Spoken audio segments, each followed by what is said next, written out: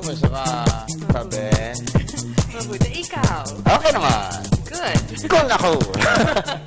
Mabuhay Luzon, Visayas, Mindanao, Mega Manila World. Ngayon po ay araw ng Huwebes, ika-16 ng Mayo, taong 2013. Simula na po ng pagbabago. Simula ng pagtahak sa tuwid na landas.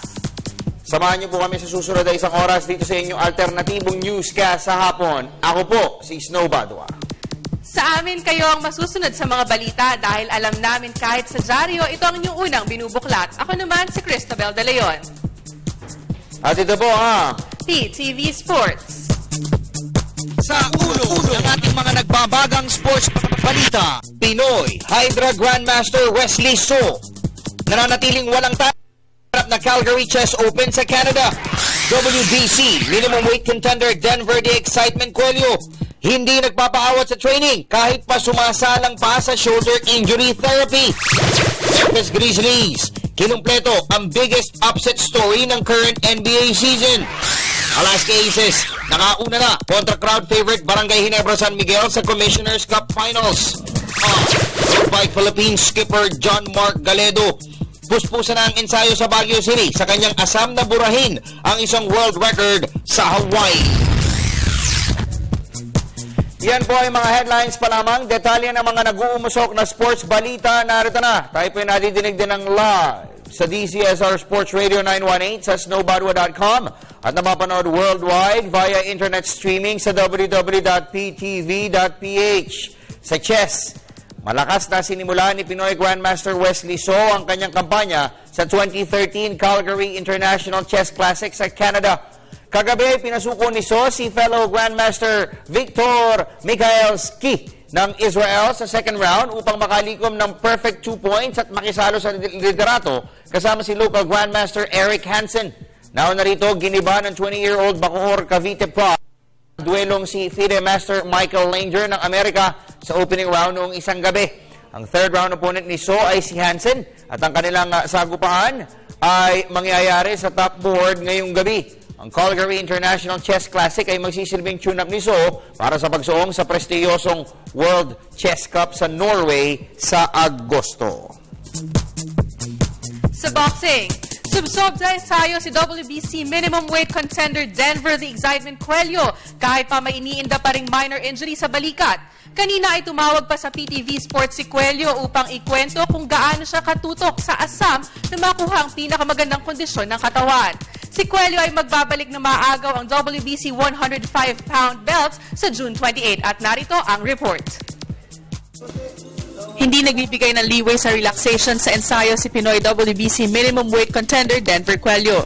Kahit pa sumasalang siya sa therapy sa balikat ay hindi ito hadlang para ibigay ng todo ng hard-punching Kabatuan Iloilo Pride ang preparasyon. Si Cuello ay naghahanda para sa kanyang asam na maging isang ganap na World Boxing Champion. Sa June 28 ay hahamunin ni Cuello sa Dubai ang Chinese champion na si Strong Zaozong. Opo, dahil na ito na po yung pagkakataon na siguro makabilang na po tayo sa mga world champion dito sa Pilipinas. Gusto rin natin makabilang dito. Kaya pagsisikakan talaga natin na makuha itong gold na to. Inamin rin ni Cuello na nagkasundo na sila ng kampo ni Zong kaya't natitiyak nito na wala ng takas sa kanila ang WBC champion dahil nagkapirmahan na ng kontrata para rito. Ito po, si manager kasi nakipag-meeting kay Yogan sa Thailand. Ito po, ginta-perma na si manager. Si Cuello ay may 5 taon nang nag-aabang ng title fight pero makailang beses rin itong iniiwasan ng kanyang mga karibal. Malakas sumuntok, pabilis sa mga kamao at exciting fighter. Ilan lamang yan sa mga katangian ni Cuello na pinangingilaga ng mga kalaban. Para sa PTV Sports, Cristabel De Leon, Telebisyon ng Bayan. Samantala, isa-isa na pong nakikilala ang cast ng Final Four ng NBA. Pero tiyak po na nakasulat na sa ngayon sa kasaysayan ang world's most prestigious basketball league. ang talata na sinulat kanina ng Memphis Grizzlies. May report si Ms. Meg Siozon. Isang emphatic upset ang ginawa ng Memphis Grizzlies sa kanilang Western Conference semis ng top seed na Oklahoma City Thunder. Kanina ay hindi na pinaporma pa ng Grizzlies ang grupo ni Kevin Durant tungo sa 88-84 Game 5 win at first ever conference finals appearance ng prangkisa. Depensa at total team effort ang naging puhunan ng koponan para itala ang biggest ever shocker ngayong season sa NBA. Si Zach Randolph ang bumida para sa Grizzlies sa kanyang 28 points at 14 rebounds kasabay ng pag-eliminate sa last year's Western Conference champions. Aabangan na lamang ng Grizzlies ang magwawagi sa semis ng San Antonio Spurs at Golden State Warriors kung saan angat ang Spurs 3-2. Samantala, pasok na rin ang Miami Heat sa finals sa Eastern Conference. Ito'y matapos na umani sila ng 94-91 come-from-behind win kontra visiting team na Chicago Bulls sa Game 5 kanina upang isara ang kanilang serye 4-1. Si reigning league MVP LeBron James ang tumayong top scorer para sa Heat sa kanyang 23 points. Pero si Dwayne Wade ang tunay na nagsilbing bayani para sa team. Napag-iwanan ng hanggang 11 puntos sa second half. Pinamunuan ni Wade ang rally ng Heat sa huling 6 na minuto ng laro, kung saan nagbaon siya ng 6 na puntos at humila ng 3 rebounds. Sa kabuuan, tapos si Wade ng mayroong 18 markers, 6 assists at 5 boards. Ito ang ikatlong sunod na championship appearance ng Miami Heat sa Eastern Conference. Para sa PTV Sports, Meg Siozon, Telebisyon ng Bayan. Balik naman tayo sa mga sports development sa bansa. Napuno ng tao ang Araneta Coliseum kagabi. Mahigit 19,000 fans ang sumuba sa Big Dome upang saksihan ang unang araw ng bakbakan ng Alaska Aces at Barangay Ginebra San Miguel para sa korona ng Commissioner's Cup. Pero sa loob ng 3 quarters, napatahimik ng Aces ang libo-libong supporters ng Ginebra. May report ang aming veteran sports correspondent na si Dennis Principe, bit-bit ang kanyang camera.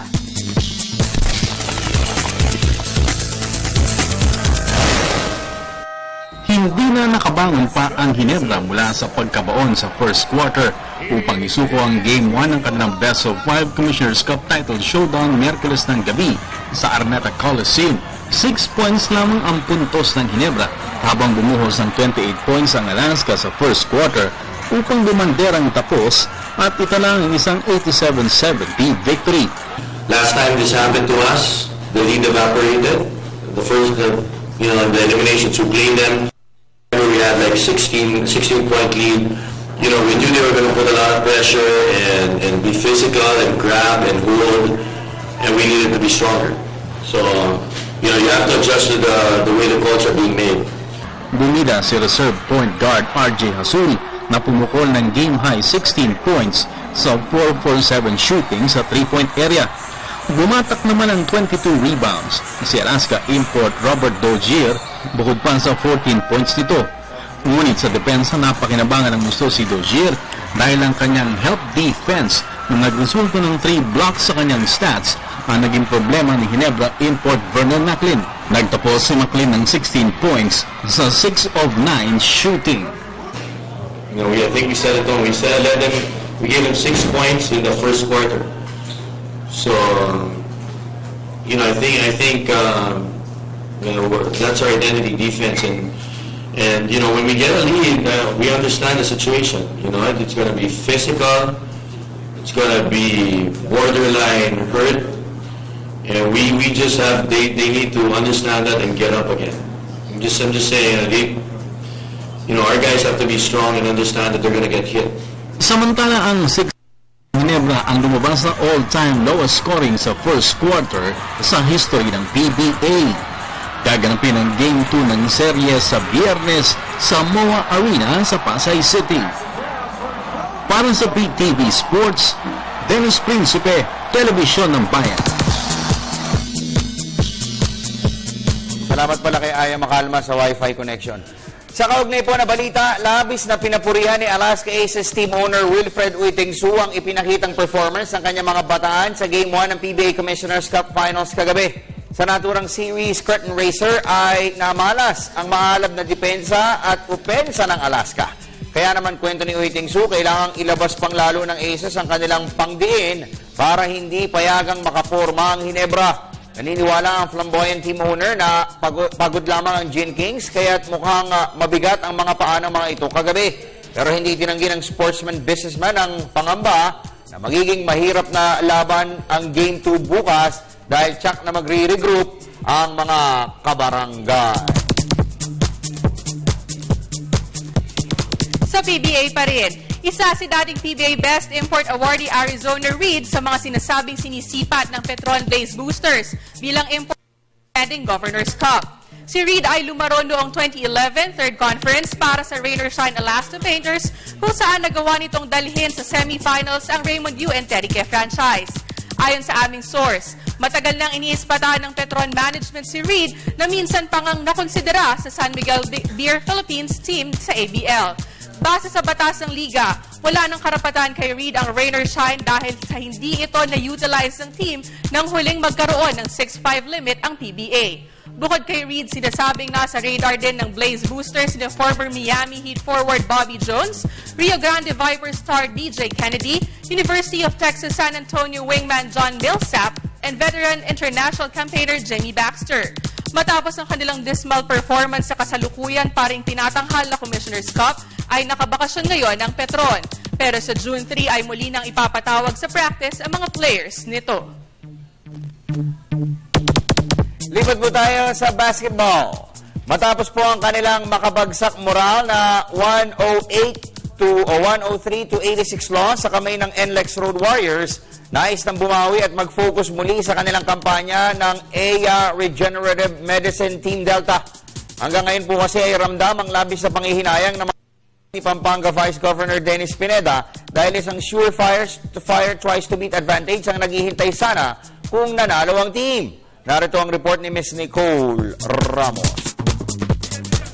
Hindi napapag-iwanan ng ibang high-caliber teams ng PBA D-League ang tikas ng bagitong EA Regenerative Medicine Team Delta. Ito ang paniniwala ng star bigman ng team na si Ian Sanggalang. Aminado ang Pampanggenyo bigman na masakit pa rin sa puso niya ang sinapit nilang talo kontra NLEX Road Warriors noong Martes. Siguro, usap-usap na lang kami kung ano yung dapat namin gawin. Yung chemistry ng team namin, yung disiplina sa pag-execute ng mga play, huwag kaming magkanya-kanya. Siguro, kung gagawin namin yun, yung ginagawa ng NLEX, kung gagawin namin yun, isa rin kaming mabigat na team sa D-League. Pero hindi namin nagagawa eh.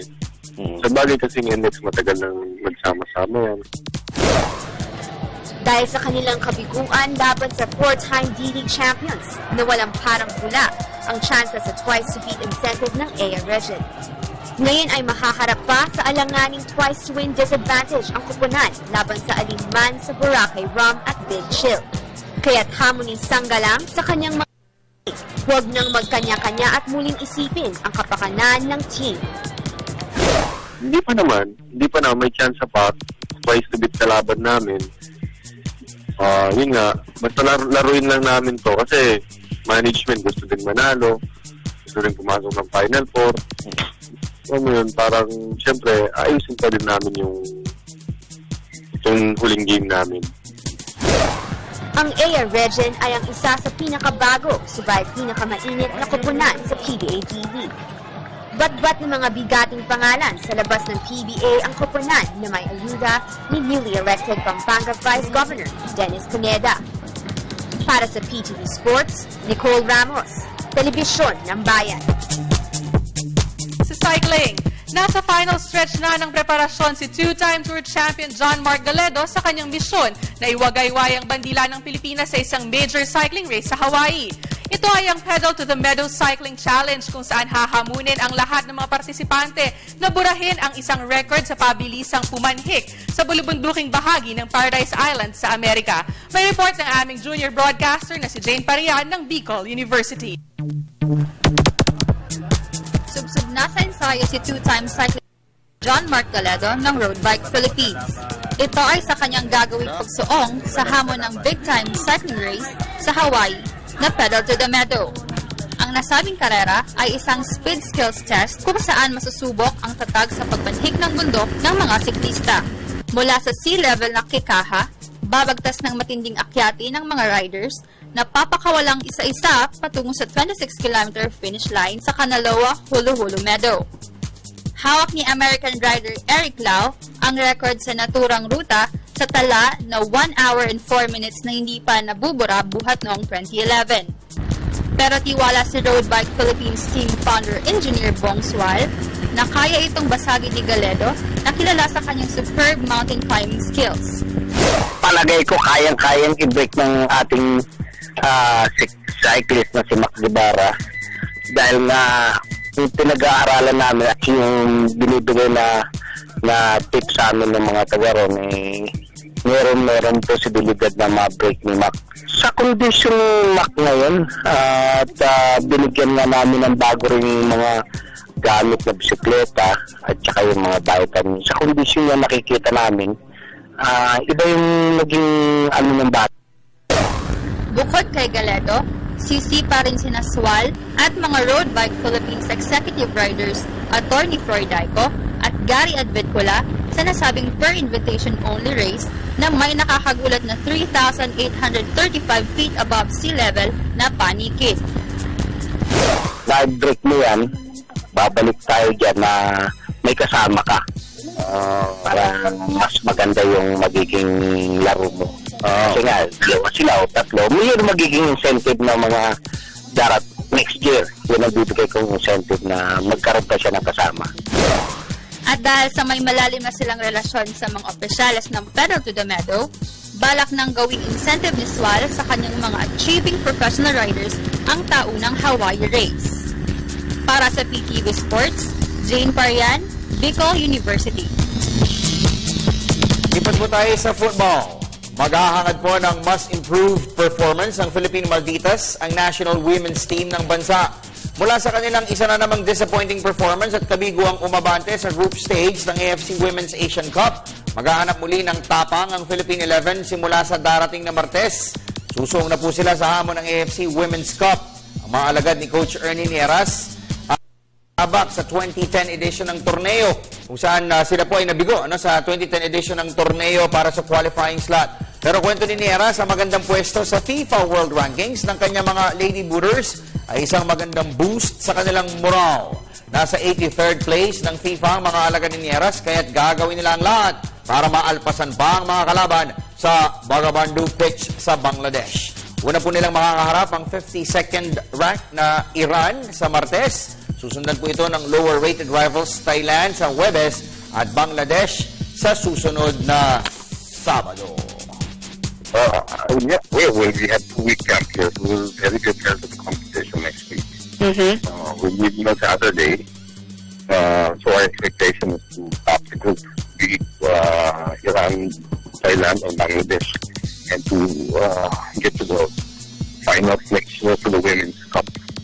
Any of the teams would be an easy match. I mean, everybody's going to prepare, and especially Thailand is favorite in our group. Yeah, I never participate in the tournament just for experience. I always participate in any tournament to win it. Sama din? Sayang ba? Masikip sa akin? Salamat sa iyo, Idol Mark Gaspar Kagiwa. Ngayon ayos ba? Maganda ba? Ayos. Pumayat ako kahit na medyo mataba-taba pa. Okay, anyway, interview po tayo with a cycling event officials. No? May magaganap po kasing parang magandang cycling race. So actually, it's an event. Pupromote nga po nila sa pagbabalik ng PTV Sports. Ako po si Enrito Piñero sa San Jose, Dumaguete City. Viewer po ng PTV Sports simula ng 2006.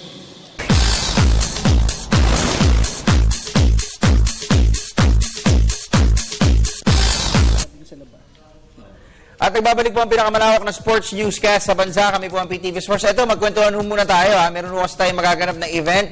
Ang tinatawag po na Ride of Silence. Hello, darkness, my old friend. Okay, kapiling po natin mga kaibigan ang pinuno ng Marikina Bikeways Office, si Engineer Gabby Eusebio. Sir, magandang gabi po. Welcome sa PTV Sports. Good evening. Eusebio po kayo. Ba't nasa Marikina po kayo? Dapat Pasig tayo, di ba ba? Sa taga Marikina. Taga Marikina po kayo. Pero hindi nyo I don't Medyo, know. no? Medyo, no? Pagka ganyan, konti lang ang Eusebio, eh, no? Yeah. Meron kami dito reporter, Edwin Eusebio naman. Dapat makilala ko mamaya. Kaya lang, huwag nyo nang kamag-anakin yun. Joke lang, Edwin. Okay, kapiling din natin ang marketing head ng Caribe Outdoor Sports, si Mr. Ariel Calilan. Sir, magandang gabi po. Welcome sa PTV Sports. Magandang gabi po. Medyo mahihain po tayo, sir.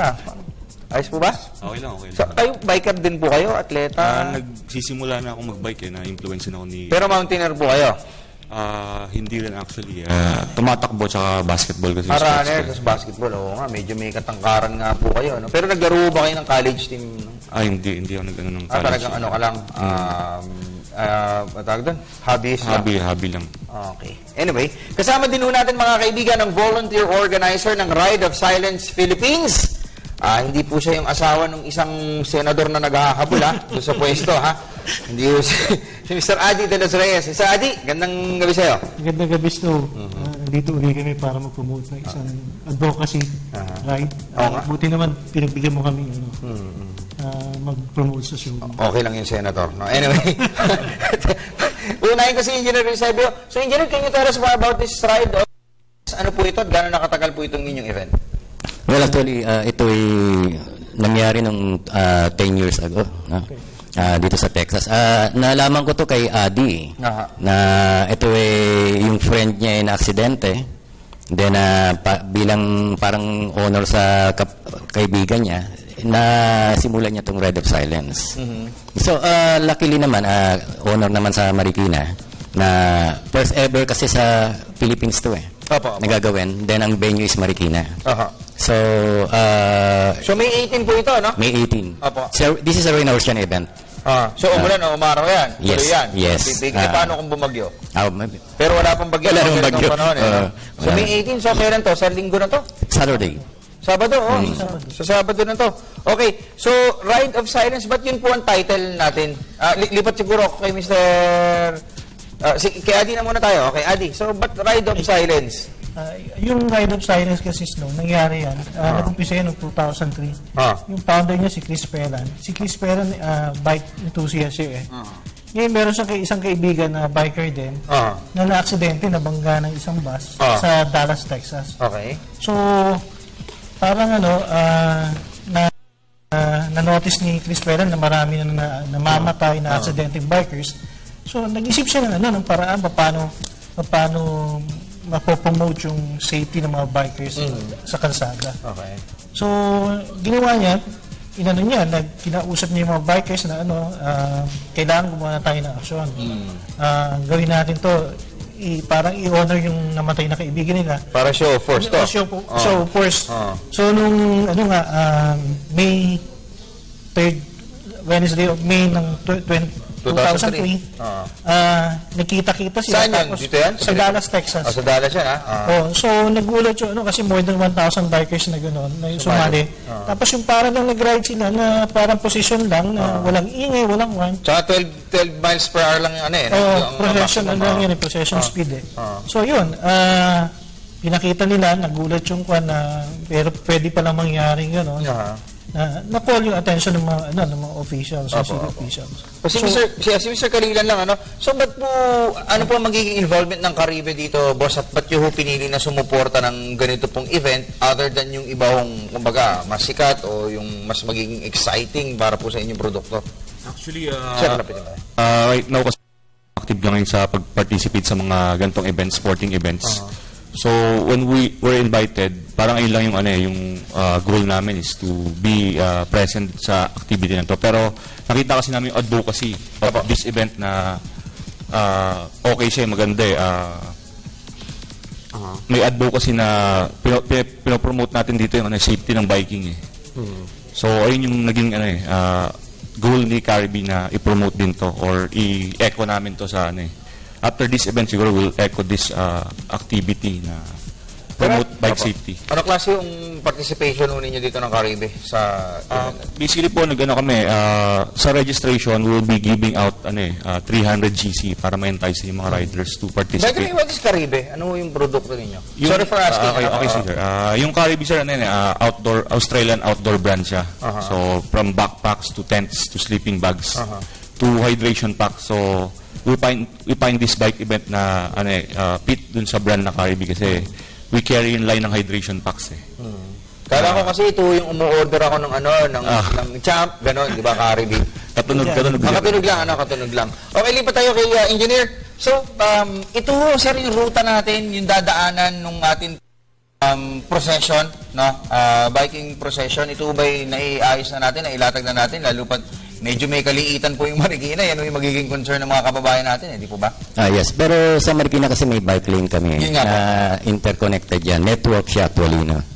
Safe magbike sa Marikina. Kaya Kaya na kung pa isa-isa ho yun, kaso ito mukhang marami yung tayong tao. Meron tayong marshal na mag-ano ng mga security dun sa naka-bike din to. Then meron din kaming naka-motor na magli-lead dun sa mga biker para safe sila. Pero saan po tayo iikot dito? Ano yung mga, saan ho tayo mag-start? Saan ho iikot? At ilang kilometro po ito? Mag-start sa Marikina City Hall, sa Freedom Park. Then, pupunta to dadaan to actually ng ilog eh. Sa Marikina River. Along the yung river park. Then, papunta siya ng San Mateo. Doon sa plaza ng San Mateo, iikot siya. Pabalik dito sa Marikina. Then, after this yung ride na yan, magkakaroon naman ng program, then there will be lots of raffles para to sa mga biker. Free to, pero with raffles. So that's good. That's good. May mga raffle. So mukhang na-excite ako dun So ano pa yung mga aktibidad natin, boss, aside from dun sa actual race natin? So it was 7 a.m. Yes. So matatapos tayo rito siguro mga bandang alas 10 o alas 11. Ina-estimate tayo mga 9 o'clock eh. At ano lang snow, hindi to race, hindi karera. Ride lang to honor nga yung mga namatay na aksidente. At saka yung dapat siguro encourage na rin natin yung mga nagmumotor na sumali na rin dito, di ba? Hindi nga, naisip namin na parang may version yung ng rider silence. Pero ito dapat bike ang dala, hindi motored vehicle. At saka kailangan naka-helmet sila. Kahit anong klaseng bike pwede as long as naka-helmet at saka susunod lang sa format ng ride. Okay. And ano pa mga nando doon? Ano pa mga saan yung may mga paraffle tayo? May mga kaibigan tayong mga corporate sponsors na tumulong kasi libre to kahit ako volunteer lang dito. So wala akong magbo-volunteer wala akong aalalahanin na babayaran dito. Wala. Okay. Kaya iniimbita rin kita kung gusto mag-volunteer. Kailangan namin ng gusto. Sabay ka na na. Kailangan na. So, yun, kaya siguro natagal ang bago. So, walang bayad basta dalhin lang yung bike, mga safety gears, kasali ka na. Yes. Okay, that's good. So, ilan ang inaasahan natin sasali rito? Baka umabot ng 1,000 Wow. Sasali, meron makukuha may booster energy drink, merong sweet baita. Tapos si Ariel magpaparapol daw ng bike at saka ng hydration. Okay. Hydration. Anyway, so sige, engineer, ang invitation po ninyo, Engineer Gabby Eusebio ng Marikina Bikeways Office, ang inyo pong invitation para sa ating mga kababayan to join and be part of the Ride of Silence event this coming Saturday. Yes, sir. Gusto ko imbitahin lahat ng mga bikers, bike club sa Marikina. Libre ka. Then, yung sa labas ng Marikina, para naman mapakita natin sa buong mundo na tayo ay part of this worldwide event na first time lang na magaganap sa Pilipinas. Let's show the world and sa Pilipinas na kailangan natin ng equal rights on road.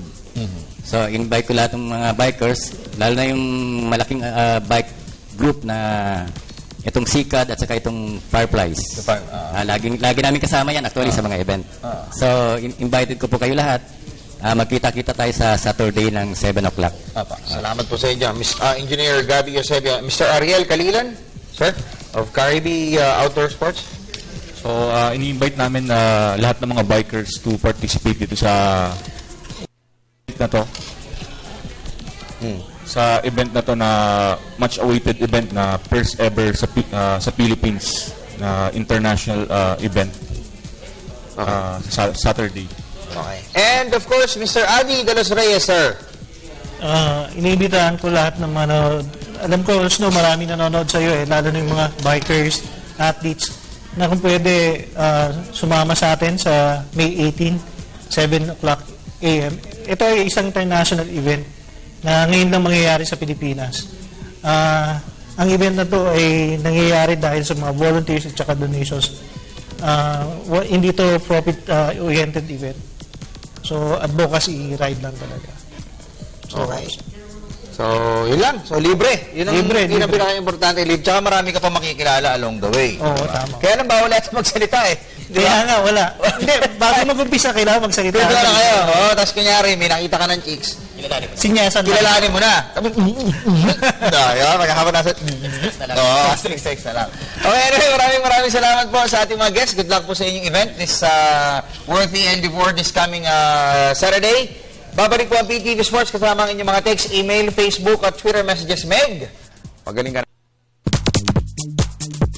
Mula sa Central Luzon, ang pagiging manunood ng PTV Sports.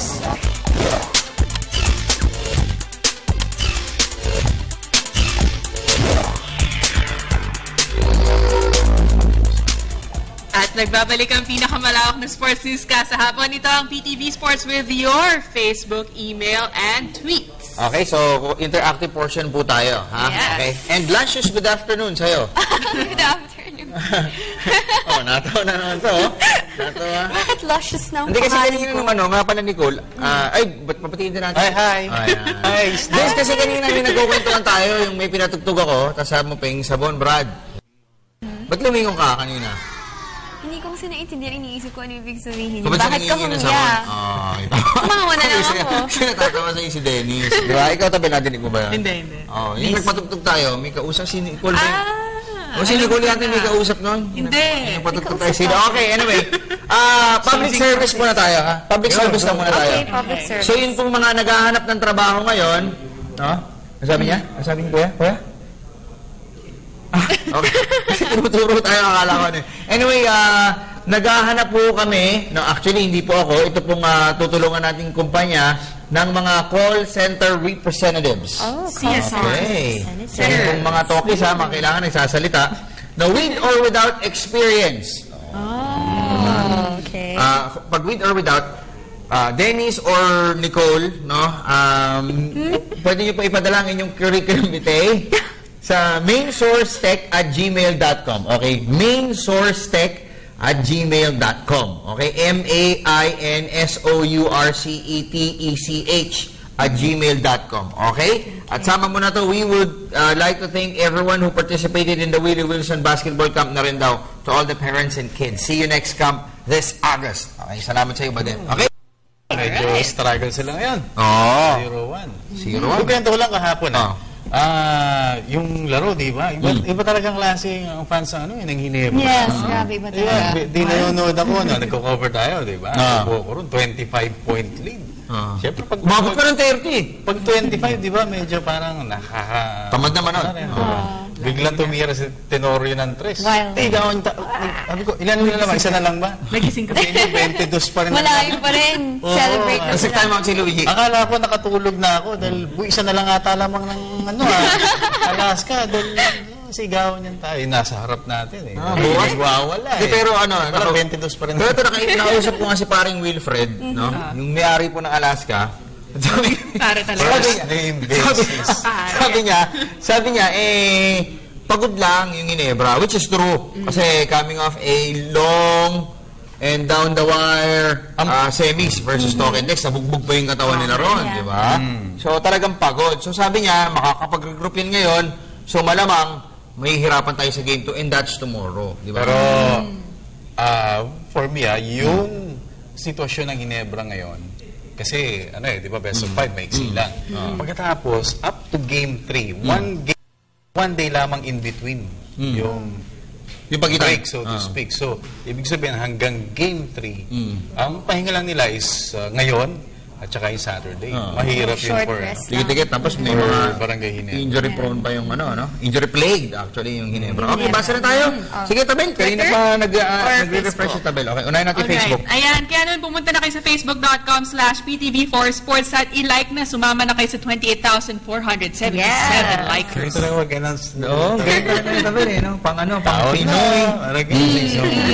Hello to Architect Jason. Ayan. Ang para si Tabelo pala, nag-ano siya on-air siya sa online. online, no? May online sports radio, yes. O, saka sa sports radio. Tawag na. Tawag na! Okay, next. Unahin natin yung ano. Unahin natin siguro yung Twitter. Sige. Twitter, okay. From John Despuig. Sir Snow, any updates sa Petron? May mga trades na po ba sa inaasikaso sa ngayon? Pin.ph, puntahan mo, John. Oo nga. May stories. Hindi, sa Solar Sports Desk. Doon ko nilabas. Doon ko Oo, doon ko sa Petron. Sinusulatan ito. Baba mo nga lang ulit yun. Ba't nilabasan mo yun? Nilabasan ni Nicole yan eh. Basahin ni Nicole. Yung galing kay Rain. Kay Rain.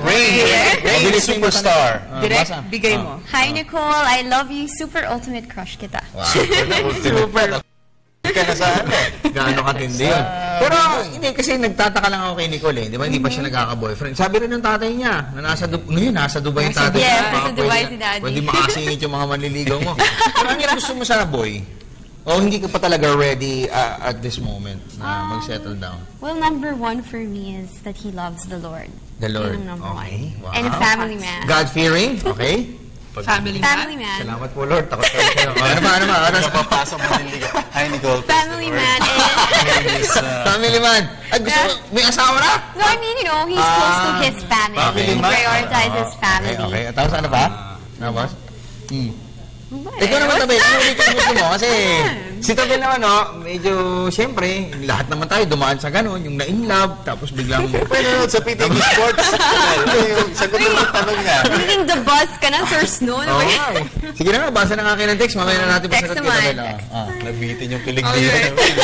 Sige, Tabel, ikaw naman kami na mag-control. Ikaw pumili. Text, email, sasagutin namin ni Dennis. Alright, sige, punta tayo sa Facebook. Gandang hapon sa inyo. Bakit best of 5 lang ang PBA Finals ngayon from Ars Abella? Dennis. Hinahabol ang FIBA Asia para merong enough time, so to speak, ang ating national team na practice. May trend. What's that? Hindi mo na, Tabel. Tabel, gusto na ako. Sabihin. Bakit ako? Next message tayo. Next message. Okay. Jason Rubio. Okay. Miss Nicole at Gandang Meg at Poging Snow at Dennis. Totoo ba na naka-ready na import ng Barangay Never San Miguel si Dior Lohorn? Next confe. Pakibati si Akisha Chloe Takiso. Ikaw, Dennis. Si Dior Lohorn po, import na may commitment na raw siya with Ginebra. Kaya lang ang problema, nag-injury siya sa tuhod. Okay? So, may commitment na, pero kung hindi mo siya ready, baka hindi ho siya gamitin. May kinakausap pa daw. Kaya lang, baka ma-activate ito. Si Mike Harris. Si Mike Harris.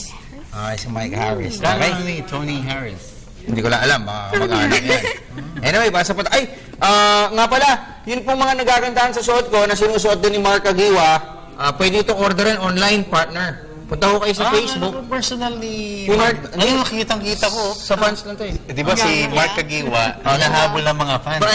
Si Mark Agiwa, hinahabol si Snow. Ikaw na, Sir Snow. Ikaw pa hinahabol. Hindi, yung driver ni Mark Agiwa. Akala ko naman. Ganda-ganda na lang ko ito. Totoo. Hindi, actually, nakapalit ng mga media. Tapos labas kayo, nakita ako ni Mark. Tinago, hey, Snow! Nahiya nga ako, tapos kinuha niya pa. Pinanggal pa niya yung bag niyang backpack niya eh. Ang inaanap eh. Inabot pa akin ito. Binigisa ka niya, sabi pagdating ni Mark. Tapos sabi, pakiabot kay Dennis. Yan ang totoo din. Okay, anyway, basta tayo, text naman tayo. O si Meg, nanonood sa atin ngayon. Nagpapagaling pa. Meg, salamat ka! Report mo kanina ha, pagaling pa. Okay, next. Mark, good PM Sir Snow, nakakadismaya po yung coverage ng TV5. Binaboy ng TV5 ang coverage. Kulang na delayed pa, hindi live yun. May walang mga interview. Nabasa ba? Nandiyan na, nakita nyo nasa text po yun. Okay, so hindi yung kami. Yeah, text message. Okay, basta tayo. Coach Chot, gandang gabi sa'yo. John Michael Custodio, ano sabi niya? Idol Snow, tanong ko lang po kung natuloy na ba ang trade kina Jay Wash at Joseph Yeo para kay Gary David at Pang. Dennis. Pang. Wala pa yan? Napag-usapan. Yun. Kaya lang. Hinihingi. Sabi mo nga, nasa lamesa sila. Antayin na natin si anong dumating. natin pag-usapan yan. Uy, si Malot Arieta. Aba? Ayan, Si Mama Dumaguete City, yung host natin doon, yung hostess. Hostess natin. Hello, Mama Licious. Mama Licious. Salamat sa panonood. Nanonood sila ngayon sa Dumaguete. Meron pa bang ano dyan, yung chorizo? Si ano? Sino? Congratulate natin si Governor Roel Digamo, yung host ng Dumaguete. Panalo po siya. Mukhang landslide po yun. Lamang ng 3 yata. Hindi, joke lang. Hindi, panalo. Panalo po siya. Tapos ito pala yung mga taga Cebuana Lulier dyan sa may Visayas Ab. Nagpunta ako minsan eh. Oh, di tinubos mo na. Oo. Hindi rin lang mo. Wala rin lang mo. Ito na ha. Yung guard doon, si Kuya Arman Pineda, kamag-anak ko pa ata. Pineda ako eh. Parang matipon na.